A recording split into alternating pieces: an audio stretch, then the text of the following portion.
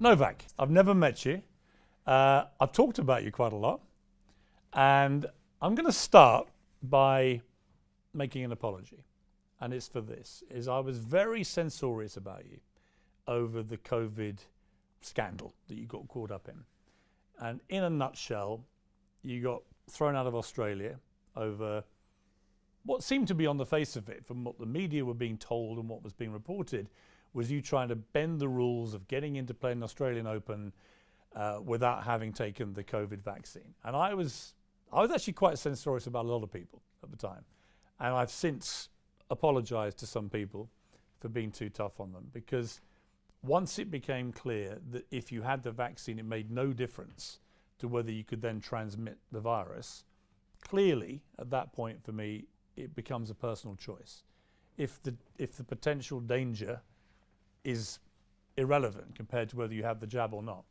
So it felt quite personal, it felt quite visceral to me, but I was too censorious. And when more information emerged about your situation, the fact that in the end it became a political decision to throw you out based on likely public anger if they didn't take action. When I look back on that and reflect on that, I would like to say I'm sorry for the intemperate language I used against you, because I didn't know you. I took what I was reading and hearing at face value. It turned out to be more complicated. And yeah, I'm sorry for over-egging the rhetorical souffle.